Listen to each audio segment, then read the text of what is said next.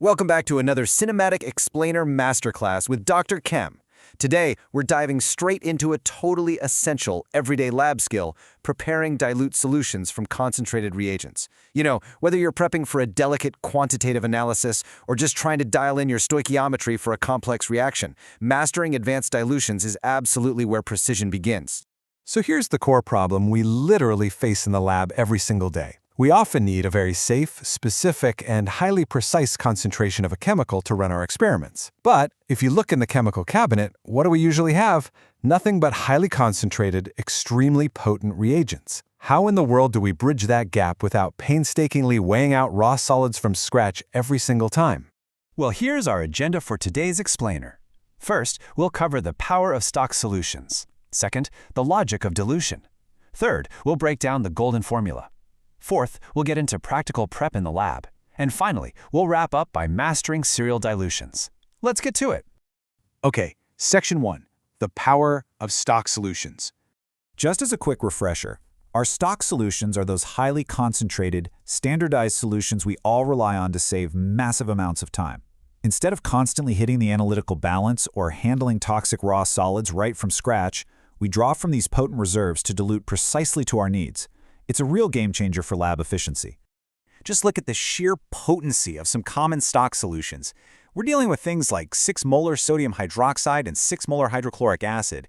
These are heavily concentrated, highly reactive chemicals, often used in quantitative analysis. Now, you obviously wouldn't use them at this strength for a delicate titration. You absolutely need a safe, reliable way to step that power down. Which brings us to Section 2, the logic of dilution. To really visualize the logic here, let's use a brilliant mental model. Imagine an empty 5-gallon bucket, and you toss in exactly 5 ping pong balls. Those balls represent your moles of solute. Now pour in 1 gallon of water. What's your concentration? Well, it's 5 ping pong balls per gallon. But what happens if you add a 2nd gallon of water? Your concentration drops to 2.5 balls per gallon. The space expanded, the concentration decreased, but, and this is absolutely critical, you still only have exactly 5 ping pong balls in that bucket. The physical amount of stuff inside didn't change at all.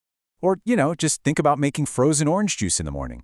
You take the concentrate, you add 3 cans of water, and boom, you've performed a perfect chemical dilution. The final pitcher has the exact same amount of original sugar and flavor. You've simply added solvent to expand the overall volume. And that brings us to the core anchor of this entire explainer, the golden rule of dilutions. The number of moles of solute does not change during dilution. Let that sink in for a second. By adding solvent, you're changing the total volume, and therefore you're changing the molar concentration. But those moles, they stay perfectly constant. All right, Section 3, the golden formula. M1V1 equals M2V2. Because the moles remain entirely equal before and after dilution, we get this beautiful inverse relationship, often shown as a fraction.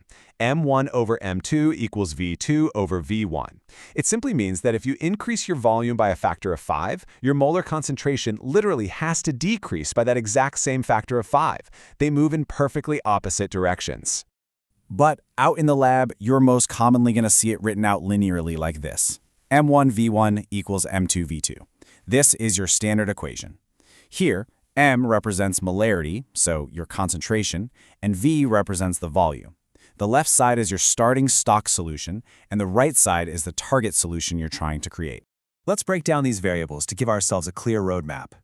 M1 is your highly concentrated stock. M2 and V2 are the desired concentration and total volume you want to end up with. V1 is the great unknown. It's the exact amount of that stock solution you need to pull out of the bottle to make the magic happen. And hey, here's a crucial pro tip to save you some serious time. Your units of volume do not have to be in liters. Because volume is on both sides of the equation, the units just need to match. Milliliters on the left, milliliters on the right. It works perfectly. Moving on to Section 4, in the lab, practical prep. Let's actually walk through the physical steps. First, you calculate your V1, and then you extract that specific volume of stock solution using a highly accurate volumetric pipette. Second, you transfer that concentrated liquid into a volumetric flask.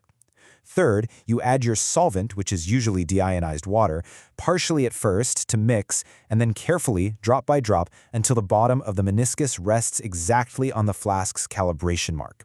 Finally, cap it and invert it repeatedly to ensure a perfectly homogeneous mixture.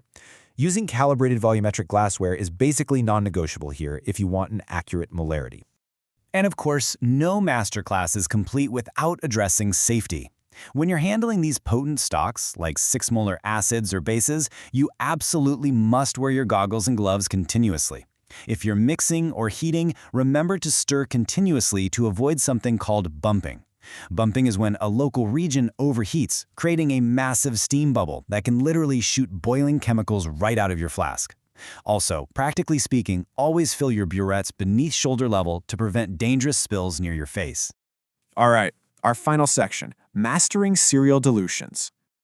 I want you to consider this highly realistic lab problem. You need to prepare 200 milliliters of a very weak 0.01 molar hydrochloric acid solution, but your stockroom only has a massive 10 molar jug.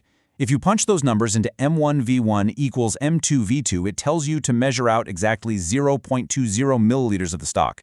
Trying to measure 0.2 of a milliliter accurately with standard lab equipment for a primary dilution? Yeah, totally unrealistic. It's incredibly frustrating, and your margin of error would completely ruin the experiment. And this brilliantly illustrates the workaround, serial dilutions. Notice the cascading process.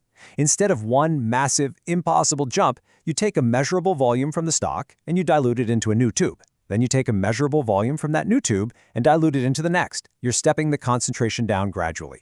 So let's apply it to our impossible 0.2 milliliter problem. Step 1. Let's do a practical, easy-to-measure dilution first. Take 10 milliliters of our 10 molar stock and dilute it to 100 milliliters. That gives us a much friendlier 1.0 molar intermediate solution. Step 2. We redo the M1V1 math using our new 1.0 molar solution as the stock. To get our final 200 milliliters of 0.01 molar acid, we now only need to measure out 2 milliliters of the intermediate solution. Measuring 2 milliliters is vastly easier and mathematically far more accurate than trying to hit 0.2 milliliters. To summarize everything in our explainer today, it all comes back to this one foundational truth. Whether you're making a simple one-step mix or a complex multi-stage serial dilution, the number of moles of solute transferred into your new flask does not change. It's simply spreading out. Grasping that concept allows you to manipulate volumes and concentrations with absolute confidence. Dilutions really are the gateway to high-level quantitative analysis, accurate titrations, and safe laboratory practices. So I'll leave you with this thought. If you can master the golden formula of M1V1 equals M2V2 and wield your stock solutions with precision, what complex reaction will you conquer next in the lab? Keep experimenting, stay safe, and I will see you in the next explainer.